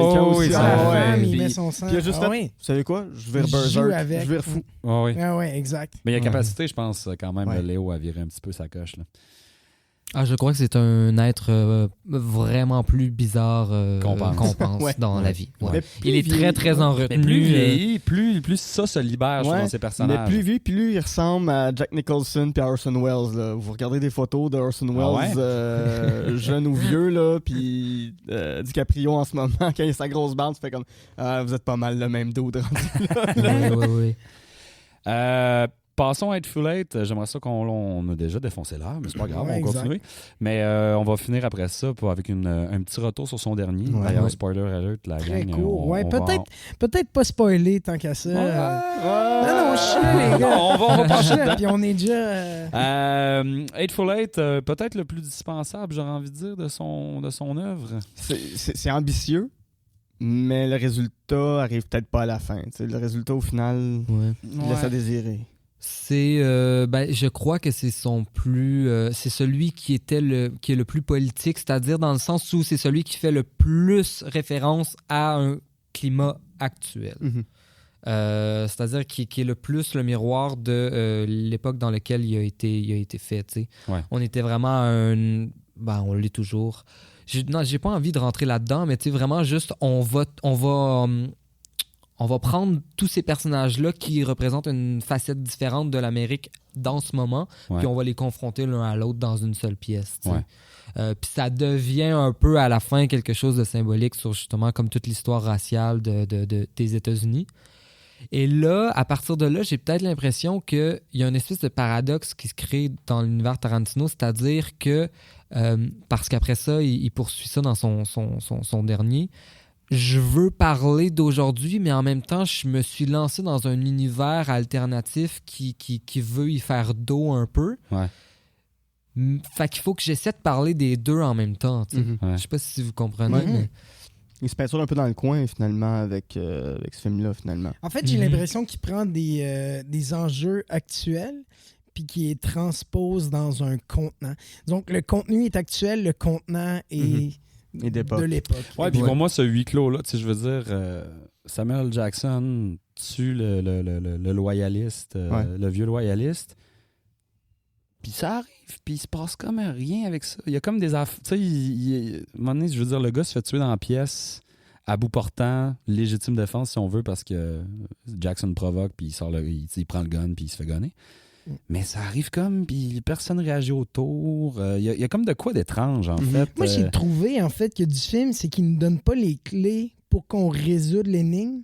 À la fin, il y a juste un dévoilement de voici ce qui s'est Deus passé. Ex Machina En grosse narration. Là. de Tatum caché dans le sous-sol. Alors qui que débarque. j'aurais aimé que, tu sais, on me donne tous les éléments pour que j'arrive à deviner, puis j'y arrive pas. Ouais. Ouais. Comme Agatha Christie fait C'est ça, ouais, exemple. ça, c'est ça. Tout au long de des romans, tu fais comme ah oui, j'aurais dû le voir, mais Mhm. oui, c'était là. Alors que là, c'est juste un dévoilement de voici ce qui se passe. Ah ok, ouais. Tu sais, tant qu'à ça, donne-moi des indices pour que je puisse essayer de deviner, puis que tu m'as Mais c'est complètement. qu'encore là, en cours de route, il écrit son scénario, il est chez eux, puis il fait comme bon, comment que je finis ça? Bah, il y a quelqu'un dans le plancher. Merci, bon, c'est bon, on conclut le film. Oui, puis Jackson comprend qu'il y a une arnaque parce que l'autre haït les Mexicains, mais après ça, on le voit, elle, avec le Mexicain, puis ça semble être bien chill, Ouais, tout le ouais. monde est heureux, on se fait offrir à Ah, manger. ouais. Ils prennent le temps de rentrer, de prendre un café, après ça, de buter tout le monde. C'est comme weird, c'est Non, comme non, long ouais. pour rien. Mhm. Mais comme tu dis, c'est la grosse crise de merde. Quand même pas. Pour utiliser tes mots. Oui, c'est exactement ce que j'ai dit. Non, c'est parce que tu passes quand même un bon moment à la fin. Ouais. Les derniers 20 minutes, tu fais comme ah ouais, je suis satisfait, mais est-ce que ça comble 2 heures d'attente avant ça? Ben, Je t'es suis content pas du certain. dénouement, mais c'est pas mon préféré. Exact. Je trouve en fait, tant qu'à, je trouve que Jackie Brown offre quelque chose de plus intéressant et Ouais. rafraîchissant à son cinéma, alors que là, il y a une espèce de redite de ses thématiques, de son style, sans nécessairement avoir une histoire Ouais. qui m'amène quelque part. Puis j'avais le sentiment dans ce film-là, j'avais l'impression de voir le film d'un monsieur qui était rendu vieux. de faire un film long, un film lent, un film qui se passe peu de choses. Film Puis français. peut-être Non, un peu. j'avais l'impression de voir un cinéaste qui voulait faire du théâtre un peu Ouais. Ouais. pour la première fois. Un huis Puis, clos. Ouais. puis dans la tension un peu et tout, c'était ça un peu, c'était du théâtre. Puis au théâtre, ben t'aurais l'impression que c'est vraiment passé quelque chose. Au cinéma, ben là, t'as l'impression que en effet, ça vient de tomber un peu plus à plat. Ouais, voilà. Ouais. Et pour finir... Pour finir, là, les gars, je suis avec vous. J'aimerais qu'on spoile pas, OK. mais que vous me donniez quand même votre appréciation du OK, film. on spoil pas. Ouais, non, on n'est j'aimerais- pas obligé. Mettons, donnez-moi votre cote, donnez-moi votre note justement sur 10. Ben, on va... votre critique. Premièrement, la prémisse du film. ben, en fait, c'est le titre exact. C'est Once Upon a Time in Hollywood. Le personnage de DiCaprio, rappelez-moi son... Rick Dalton. Rick Dalton est un acteur de télévision. Un des quatre frères. Oui, Ouais. exactement. Il y a une référence à ça dans le film. Ah un moment ouais, donné, hein? frère Dalton, Ouais. ouais. Acteur de télévision des années 60, qui plus ou moins, qui est une télévision très western, très en Ouais. déclin en fait. Donc lui-même, sa carrière un peu en déclin, tente de se lancer dans le monde du cinéma et est accompagné de sa doublure. Ouais, son cascadeur, attends, j'ai le nom ici, Cliff Booth. Cliff Booth, Ils ont tous des beaux noms. dans ce joué film-là. par Brad Pitt, qui en fait est sa doublure stunt, qui Mais fait ses stunts. C'est aussi son fixeur. Oui, mais en fait, qui est plus son fixeur. Ouais, tu sais. ben, rendu là, parce que Ouais. c'est un has-been, puis... Ouais. Les deux sont un peu des has-beens du milieu, j'ai envie de dire. Et je pense qu'on va le dire parce que moi, c'est une donnée que j'avais pas en voyant le film puis qui m'aurait vraiment changé la Mhm. donne au visionnement. Mais dans le fond, l'histoire globale se trouve à être une genre de relecture des événements. La mort de Sharon Tate, la femme de Roman Polanski, assassinée enceinte par le groupe, clan Manson. Ouais, le par clan la famille Manson. Manson. Ouais. Donc, il y a présence du clan Manson dans le film. C'est pas un spoil parce que c'est dans le fond... Mhm.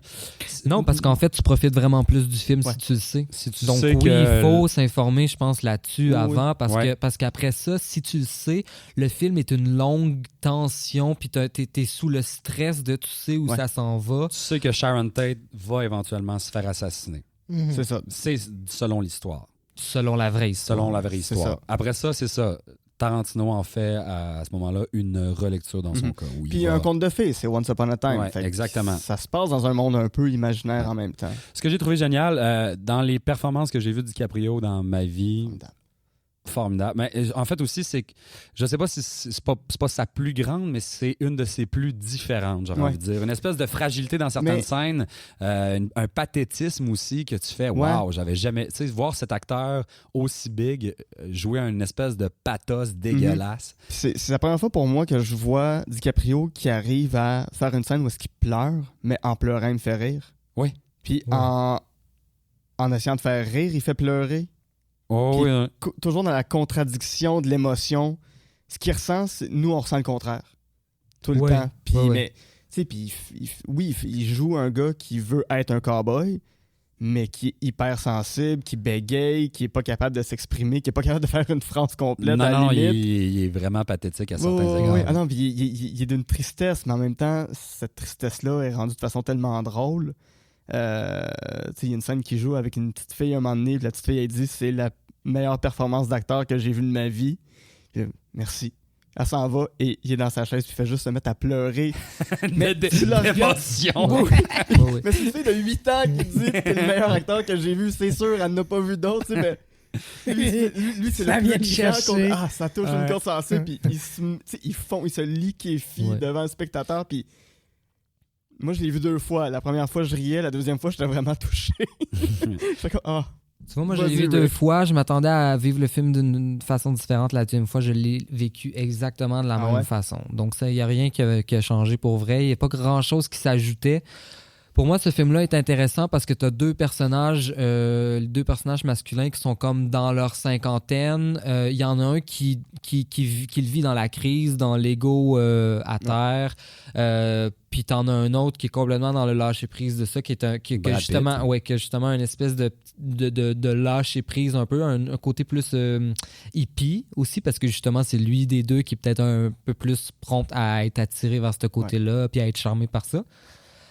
Puis moi, ce que j'en retiens de ce film-là, c'est vraiment l'utilisation de Brad Pitt. Après, bon, Léo est extraordinaire, puis oui, c'est une de ses plus grandes performances, mais c'est vraiment la capacité de Tarantino à prendre un acteur dont le mythe est déjà en construction ou déjà très près d'être scellé.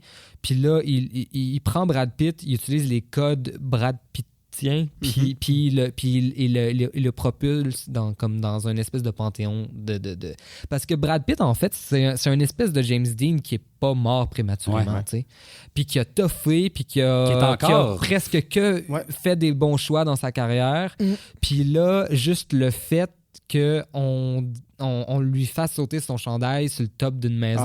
Soudainement, c'est la chose la plus cinématographique que tu vois de ta vie, tu sais. Ah non, puis je veux dire, mon Dieu, man, je peux pas croire qu'il est encore aussi sexe à cet âge-là. Il est vraiment sexe, pour vrai. Il est chaud. Puis il vient de faire du parcours. Il monte sur un toit en faisant du parcours, tabarnak. Qu'est-ce que tu veux? Non. Mais il y a des très bons moments. Je pense cependant, moi j'aurais enlevé, il y a un 20-30 minutes que j'aurais enlevé. Je trouve qu'il y a un peu trop, à mon goût, il y a un peu trop, on passe beaucoup de vignettes de cinéma des années 60, télévision des années 60, on en voit énormément. J'aurais retiré à ça, puis j'aurais tout pris ce temps-là et cette énergie-là pour ajouter au personnage de Sharon Tate, qui est tellement pauvre. Moi, je suis tellement d'accord avec les critiques de représentation féminine de ce film-là. Je trouve ça vraiment très... Elle est tellement pauvre qu'on se demande en fait pourquoi on passe du temps avec elle, tellement il se passe rien. C'est juste pour montrer l'horloge qui est à midi moins une, puis à minuit moins une. Puis, sa présence amène une tension, mais finalement, elle n'est qu'utilisée. C'est celle qui doit se faire ultimement tuer. OK. Alors, la note... si on a donné une note, les gars. Moi, c'est un 7 constant pour les deux fois. 7 sur 10. 7.00. Ouais, je pense que 7 sur 10, c'est ce que je donnerais sur IMDb. Moi, pour vrai, là, je suis tombé... c'est parce que le film, c'est un hangout movie comme American Graffiti de George Lucas pouvait l'être, puis comme Dazed and Confused pouvait l'être. Puis c'est mon genre préféré. Fait que je suis très biaisé, mais moi, c'est un 9 pour moi. Parce que ça aurait été un 9 si j'avais passé 3 heures à juste voir Brad Pitt conduire dans la nuit de Los Angeles. Il y a ça aussi. La reconstruction de Los Angeles, par contre, est écœurante. Puis allez voir sur YouTube le making-of du film, c'est juste des plans qui ont été tournés pendant la production par des gens de la production. Ils ont refait Hollywood Boulevard comme c'était en 1969 avec les devantures de magasins. En studio? Non. Sur Hollywood Boulevard. Ils ont fermé Hollywood Boulevard, puis ils ont remis toutes les commerces. Vous pouvez voir dans le film, j'ai remarqué la deuxième fois, vous allez voir quand ils tournent dans les rues et tout, des fois il y a des bus, des vieux bus qui sont bizarrement placés dans le fond d'une rue, mais c'est parce qu'ils utilisent des vieux bus pour bloquer les rues. OK. Pour pas que, finalement, au lieu d'avoir des brigadiers là, que tu vois, là, tout, les brigadiers sont probablement derrière ce gros bus-là, mais tu regardes dans le fond puis t'es comme, pourquoi ce bus-là il est parqué de même dans plein milieu de la rue? C'est parce qu'il bloque. C'est ça. Ouais. Mais l'illusion est parfaite. Là. On conseille ou on conseille pas? Moi, je pense qu'il faut aller le voir. Aller le voir ou l'attendre en stream? Dites pas ça à Tarantino. Là, il va débarquer chez vous. Non, l'expérience cinéma vaut la peine. Tous les clips aussi qui sont des espèces de films des années 60, il s'est quand même payé un trip à refaire des vieux films, à donner l'impression qu'il refait des vieux films, en fait. Oui, c'est de ramener un vieux cinéma sur le grand écran. Il y a plein de vignettes vraiment intéressantes. Est-ce que ça va faire la postérité puis que ça va être nommé dans 50 ans? Je ne sais pas. Là. C'est clairement pas sa plus grande œuvre, mais c'est clairement pas son pire film. Moi, je recommande d'aller le voir. Mais ça pourrait être son dernier dans le sens où je trouve qu'il se commande tellement lui-même dans ce film-là, puis à la limite, il se justifie, puis ça, j'aime pas ça. Il participe à la discussion du moment sur son hyper-violence qu'on lui attribue, puis qu'on lui reproche, puis il commente là-dessus, puis il nous dit qu'il s'en calisse un peu, puis il va quand même aller... Ça me gosse. Ça, c'est du Lars von Trier récent, puis ça, j'haïs ça, tu sais. Fait que moi, c'est le truc qui m'a vraiment le plus tanné. Mais en même temps, il fait que commenter sur son cinéma puis sa filmographie, fait qu'il pourrait un peu terminer avec ça, tu sais.